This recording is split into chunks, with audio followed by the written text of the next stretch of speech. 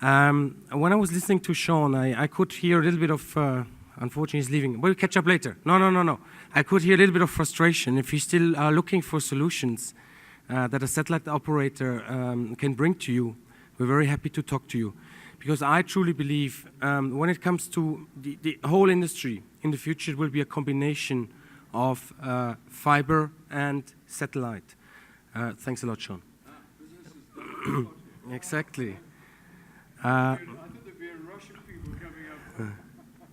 So I truly believe satellite and fiber will be next to each other and also complement each other. The landing, and I have 2 or 3 slides on fiber also in my presentation. The landing of the submarine fiber on the coastline in Africa was not, as a lot of people expecting, putting a lot of pressure on satellite and satellite business. We have seen quite the opposite. Satellite business is growing stronger than ever, not just for SES, but also for any other of our competitors, for the industry as a whole. That's also the reason why all satellite operators are currently having lots of assets, lots of capacity over Africa. When it comes to broadcasting, that was the second point that Sean touched. I truly believe for broadcasting, satellite next to digital terrestrial with the pros and cons of both infrastructures.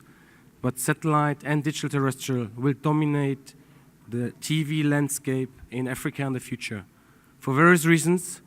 But you will not have cable or IP-based television in a high percentage available here in Africa. It will be satellite, it will be digital terrestrial. And these are the 2 infrastructures that will serve the African broadcasting market in the future. Myself, just a minute or 30 seconds, I joined SES about 10 years ago. Indeed, I have an investment fund background, but there is no link, funnily enough, but it helps me having a marketing or market development role that I can handle figures, because sometimes marketeers are perceived as doing brochures, internet, events, whatever, and they cannot validate business plans. What I can do, and that helps me a lot also when talking directly to the customers. And I mainly support our company in growing broadcasting businesses in emerging markets around the world. I've been assigned in projects Eastern Europe, Russia, Ukraine, Kazakhstan. I worked in the Philippines, Vietnam. I've done a lot of work here in Africa, South Africa, Nigeria, Kenya. So I have seen broadcasting businesses starting and failing and being successful, all of it. And I hope now the next couple of charts will give you an interesting overview about the role of satellite when it comes to broadcasting here for the African market. I will be very quick on the company overview. For those who don't know SES, we had a couple of speakers yesterday as well, just 2 or 3 charts. Then the African market overview and what satellite can do when it comes to broadcasting. And also how we as SES help to stimulate and grow this market environment. SES, as you know, or might not know, we are a world-leading telecommunication satellite operator. Next to Intelsat and Eutelsat, the 3 of us are probably the 3 biggest operators in the world. Today we have a fleet of 50 satellites covering the globe. We reach 99% of the world's population. In Europe, more than every second home receives broadcasting from our satellites. That's where originally the SES experience of bringing broadcasting to end consumers started. And today we host some of the fastest growing DTH platforms around the world on our satellites. If you look at our fleet map until 2014, you see the 50 satellites that we have today, and we have 10 more satellites to come, and 4 of them are constructed for the African market. We just launched 1 satellite on the 14th of February, SES-4. This satellite is mainly supporting the growth of the Francophone broadcasting environment. And another satellite to be launched end of June, SES-5, and this satellite has got a sub-Saharan footprint and will grow at the broadcasting business across sub-Saharan Africa. This is the satellite fleet that is serving Africa today. 8 satellites we have already in use today, and 3 more to come until the end of next year. Excuse me a second, I have to, otherwise I'll really lose my voice.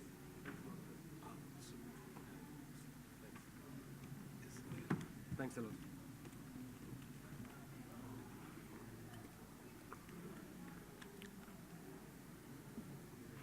Apologies.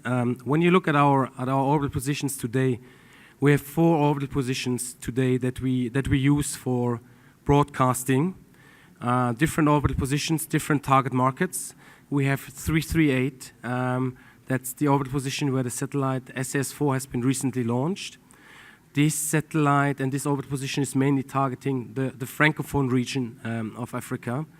Our anchor customer there is Canal Plus Afrique, and that's a quite a successful orbital position for French-speaking neighborhood. We have 28.2. 28.2 is a hotspot over Nigeria. The peak is over Nigeria. It's mainly targeting the English-speaking countries in Western Africa, with 2 customers, 2 key customers, Multi TV from Ghana and Infinity TV from Nigeria. And Multi TV is a free-to-air operator, reaches already more than 1 million homes in the region. So quite successful orbital position here as well. We have 5 East, that's Astra 4A and SES-5. This is where the satellite will be launched. 5 East is the home of Top TV, based here in South Africa. And last but not least, 57 East, a hotspot over Eastern Africa. That's where broadcaster Suku TV is currently operating. So these are the 4 orbital positions that SES is currently using to operate broadcasting. And we reach more than 3.5 million homes today, and we carry more than 250 channels on these 4 orbital positions. Now let's talk a little bit about market environment and also how satellite will support the growth of broadcasting in the future. Just a couple of facts. I don't want to spot on all of them, but I would like to draw your attention to 2 points here. If you see, and I turn around here, the red bar here in the middle, that shows the compounded annual GDP growth rates in Africa. And if you compare it to the Western world, you see that the African markets over the last 6 to 8 years had the GDP growth rates that were double as high as the Western world has been. And this GDP growth is predicted to continue that speed. Also, the income power, the money the consumers spend on products has significantly increased. You see the 16% here. 16% increase of consumer expenditure over the last years. This increase in consumer spending means you have a growing middle class, and this growing middle class is able to afford more and different products in the future. There's a quote from McKinsey that says that the middle class today of Africa already exceeds this middle class, the middle class of India. And this middle class wants to be connected, not just a mobile phone. They want to have internet connectivity. They want to have TV connectivity. And you will see on my next chart, there's still a huge gap between people living here in Africa and TV homes here in Africa. Only 1 out of 3 homes today in Africa has got a TV set. But based on growing income, on higher purchasing power, more and more Africans will be able to afford a TV set, and these TV sets need to be connected to an infrastructure. And again, as I raised the point in the future, in the beginning of my presentation, in the future I believe there will be two main ways of distributing broadcasting in Africa. Terrestrial will always be around, but the key distribution mode of distributing signals in Africa will be satellite. That was the chart I was referring to. If you look at the population, and I just made a comparison between Africa and Europe, if you look at the population, Africa has twice the size. The households, there are much more people in one household. But the household itself, it's the same number. We have about 240 million households in Europe versus households in Africa. The big difference then is the number of TV households. As I said, in Europe, literally every household has got a TV set. That's not the case here in Africa. Only a little bit more than 80 million homes here in Africa has got a TV set. But this number is expected to significantly grow over the next years, based on higher consumer spendings, growing GDPs, so on and so forth, all effects that you have seen before. And all these homes want to get connected to infrastructure that provides them with broadcasting. And we all know, given the deadline of the ITU, that the future of broadcasting Africa will also be digital. Now, if you look at how many homes in Africa today receive digital television, it's less than 10%. And the majority of those who receive digital television are predominantly watching multi-choice or Canal Horizon in Francophone Africa. So pay TV via satellite today is the more or less the only mean of watching digital television in Africa. When we see the growth of satellite and digital satellite, we see that it has grown over the past 5 years. It has increased by 16% points, and it will continue to grow. Wireless cable and IP penetration in Africa have always been low and will also remain low in the future. Today and also in the future, terrestrial TV has got the majority of market share, but analog terrestrial needs to be transitioned to digital terrestrial until 2015. And as you might know, a lot of countries are facing challenges to meet this deadline for various reasons. And here satellite can also play a role helping to bridge the digital divide, helping to achieve these deadlines in offering combined solutions between satellite and digital terrestrial. And I will have 1 or 2 charts in my presentation to show how satellite and digital terrestrial can jointly or will jointly work together to overcome the challenges of the digital migration. The advantages of digital satellite are obvious. I mean, the satellite is up in the sky, the footprint covers the whole country. It's a very cost-effective distribution. Despite the fact we have heard in the earlier presentation, compared to fiber, satellite seems to be a more expensive solution, but I have also a chart showing you that compared to submarine fiber, satellite in most instances is less expensive than a lot of people would believe. You have the opportunity being on satellite that you reach everyone in the country because you cover the whole country. And certainly one advantage of satellite is that satellite can handle all formats. SD today, maybe tomorrow HD, a couple of years down the road, 3D. We see a lot of 3D channels already launching in Europe. And given the fact of the almost unlimited bandwidth availability on satellite, all these formats can be handled in the future. When we talk about transition from analog to digital, it's important that transitioning from analog to digital, it's not just changing the TV set. Today you watch analog, tomorrow you watch digital. There's a lot of implications when it comes to transitioning analog to digital. And satellite is the most efficient platform to do that. And to offer also a high number of user-centric services, high quality, quickly and affordable. I was just talking about a combined solution between satellite and terrestrial. And here's one proposal. A combination between digital terrestrial and satellite. Satellite can be used feeding the DTT towers, the DTT headends, and complementing the rural areas by delivering the same program that you have available on the DTT towers to those areas that have a lower population density and where it economically doesn't make sense to roll out the whole terrestrial network in the country. Because one of the key challenges of rolling out terrestrial networks in Africa is indeed cost. It is a huge, and not just the rollout cost, also the maintenance cost. And satellite can complement that. Satellite can fill the gap in the areas where the population density is a bit lower, and economically it's not really viable to use DTT headends to provide broadcasting content to the consumers. Another solution that satellite can do, and we have also got a lot of interest for these kind of offerings here from the African market. Satellite can offer triple play offerings, which means you have the video content, but next to it you can also offer a broadband connectivity via satellite.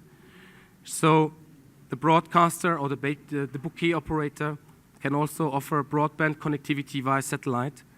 And this is also one of the huge opportunities that we see here next to broadcasting Africa, providing broadband connectivity into regions, because we all know that there's a huge challenge and also a huge gap to provide broadband connectivity into Africa.